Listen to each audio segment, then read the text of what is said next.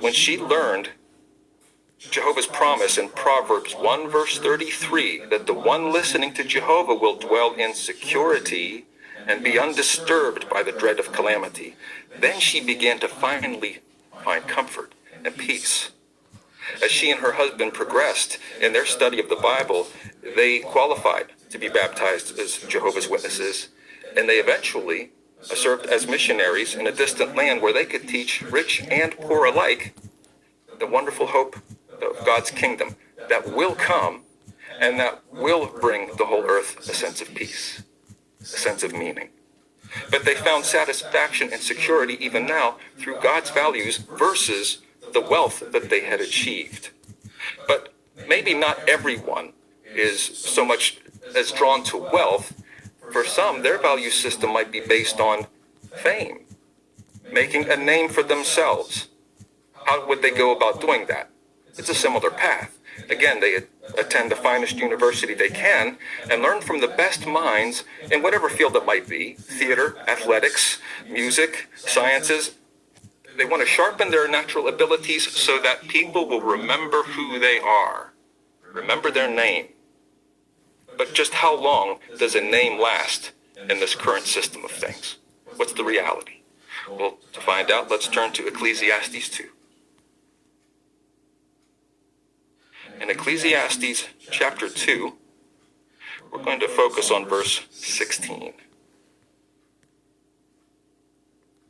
At Ecclesiastes 2, verse 16, we read, "For there is no lasting memory either of the wise one or of the stupid one. In the days to come, everyone will be forgotten. And how will the wise one die? Along with the stupid one." We read this, now some might think that this is pretty negative and bleak. There are a lot of famous people that are not forgotten. But I thought I'd take a very unscientific poll, but it drove the point home. I spoke to a 19-year-old brother back in our congregation and his 17-year-old sister, and I said, when you're with your friends tonight, do me a favor. Ask them if they've ever heard of Roy Orbison, Brenda Lee, Richard Harris, or Shirley MacLaine. Now, the teenage girls knew one singer based on a random song. The boys didn't know who any of these people were. But back in 1963, these were among the most popular entertainers of that time. But by 2023, when I asked them to do this, they were forgotten. They were forgotten among the target audience for entertainment. Teenagers. Now, some might hear this and think, yeah, but 1963 is kind of a long time ago, Dan. Is that really the point? If fame were truly a worthwhile goal and value system to achieve, would anybody be forgotten for any reason? No, not if it was truly valuable. Yet Jehovah knows that is not the case. God knows that no amount of fame leads to a meaningful life in this system. No matter how gifted we might be, people do forget. A life based on fame leads to disappointment.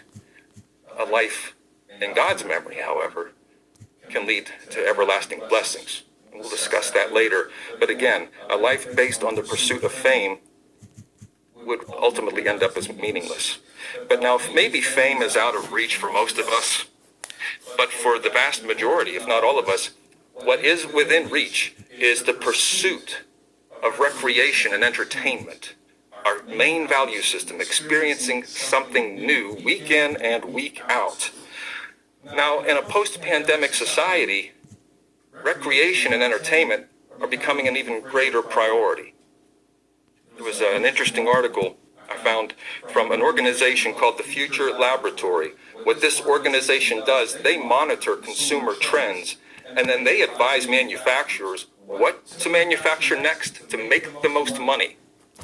And they listen to this organization. So the next trend that this organization advised them to monitor was next level hedonism. The article went on to say, whether from the loneliness of lockdowns, the grief from loss, or the trauma from racial injustice, citizens in the U.S. have felt the heaviness of cultural chaos for years.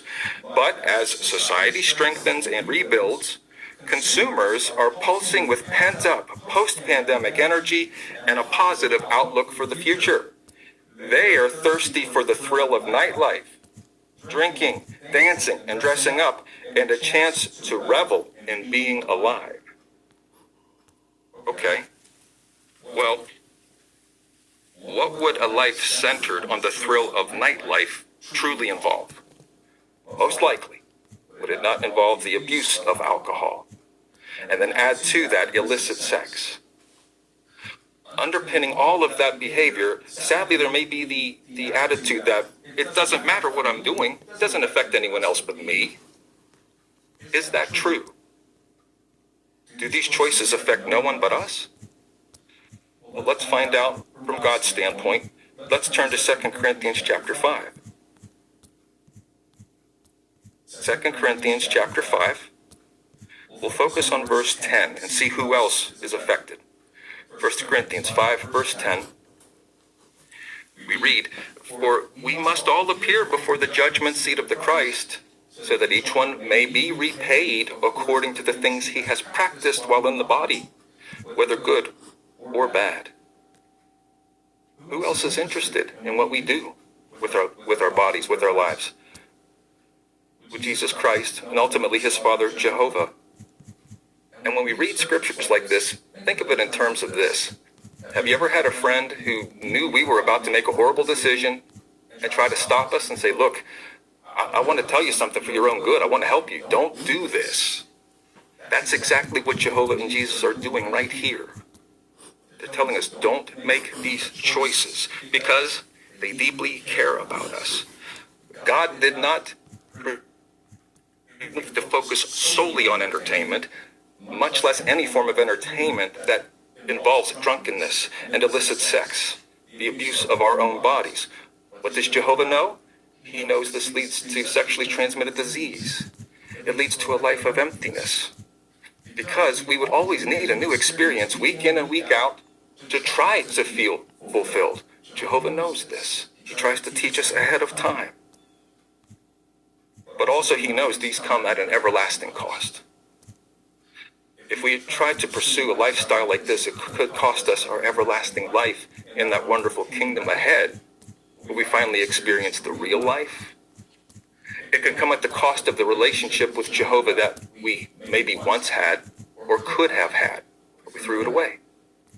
Jehovah knows this. He does not want that for us. Now, for some of us, we may hear this and think, look, I'm not looking for that kind of lifestyle. I don't want that kind of life, but I have missed out on a lot these past few years. I've dealt with and am dealing with a ton of stress. I need a lot of me time.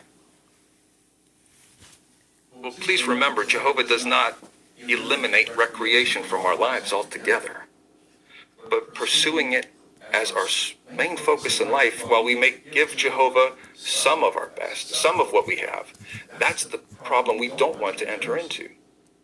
We don't want to get our priorities changed around. Focus first on Jehovah, give him our best, and he can give us the periods of peace we need now, but please focus on him. Don't let ourselves become sidetracked from the fact that the latter half of verse 10 says we can be repaid for having done good in the body. Jehovah and Jesus promise to reward us when we show loyalty to them wholeheartedly. Those are the values we want to cherish. When we cherish God's values, but stay wary of what he hates, then we're able to improve our lives to an extent now, but yet the best will be yet to come. The Bible's values will improve our lives. They are excelling in their value. Now, Jehovah, as we said before, he is the source of life. As he created and after he created Adam and Eve, he didn't tell them, you're here on earth, do the best you can. Not at all. That would be like parents setting their little boy or little girl on their very first bike, never putting the training wheels on it, pushing them down the hill and say, you do the best you can, we're out of here. Jehovah wouldn't do that. No good parent would. So, what Jehovah does is he teaches us what we should value. He teaches us how to do this so that we can build a loving relationship with him. He keeps the training wheels with us, so to speak. So how do we maintain that loving attachment to Jehovah and really preserve the values we want? First, to maintain our loving attachment to Jehovah, we want to take in knowledge of Jehovah God. His Son, Jesus Christ, taught in the Gospel of John, in John 17, verse 3, it means everlasting life, coming to know Jehovah, the only true God. As we come to know Jehovah, we grow in a personal relationship, a friendship with him. When we're friends with someone, we trust them, right? We'll grow to trust Jehovah even more so. As we take in knowledge of Jehovah, we trust his standards, his values. We trust that they're better for us than what we might choose by default. So we first take in knowledge of Jehovah. Then we move on to, we keep doing God's will. You want to do God's will. In 1 John 2, verse 17, we're taught that the one who does the will of God remains forever. So doing God's will truly means our lives. And when we can build our goals around doing God's will, we'll imitate Jehovah. We'll imitate Jesus as much as we can. That's why Jehovah's Witnesses knocked on some of your doors, or made phone calls, or wrote letters to you. Because we know that it's God's will that the good news of God's kingdom be preached. It's God's will that he's going to deal with hopelessness, illness, and death. He'll eradicate these things. It's God's will that the kingdom, it will be the solution to economic instability and loneliness. It's going to be the solution to illness and death and hopelessness. Jehovah wants that to be made known. We want to cooperate with that. And it's Jehovah and Jesus' will not to forget people. See, they're not only going to stop death in its tracks, they're going to reverse death through the resurrection and God's coming kingdom arrangement. That means they won't forget you or your loved ones. The friends that Jehovah and Jesus had, they won't forget them, but they don't even forget people who didn't have the chance to know them yet. They'll give them an opportunity to know God's values and make decisions based on what they learn. So we want to do God's will and share these truths with others.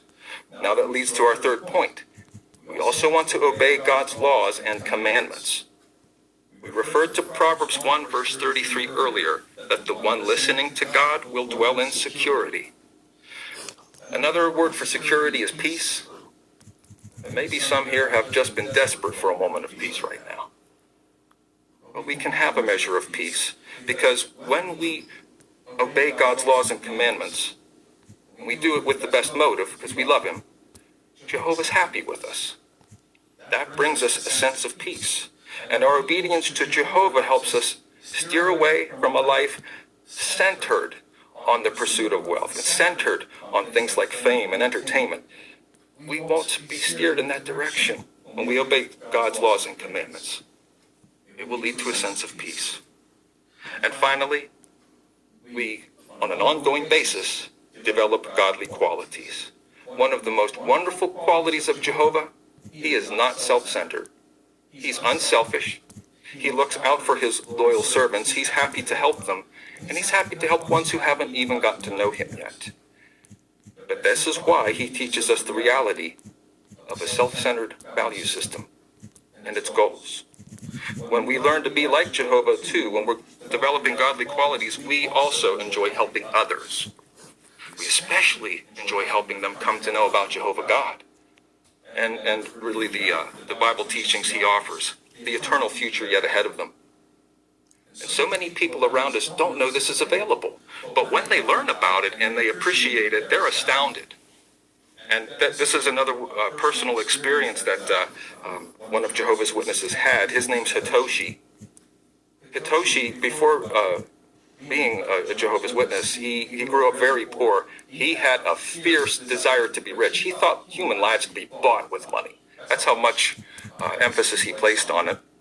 So he applied himself to his plumbing business all year long, never taking a day off. Did he get rich? No. He was frustrated. He dealt with fear of bankruptcy every day. And then a man came to Hitoshi's door and asked him if he knew that Jesus Christ had died for him. Hitoshi hadn't heard of anything like that, but he was interested. He attended a Bible lecture at a Kingdom Hall of Jehovah's Witnesses.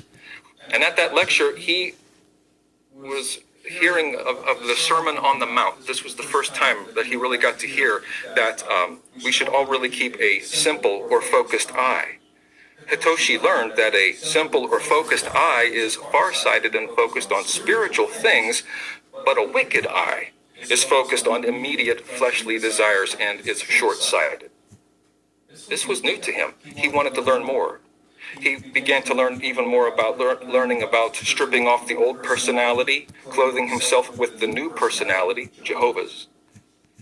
And as he began to apply this, he applied himself less to his business and more to the spiritual welfare of his family. His life took a better turn. He had a greater sense of peace.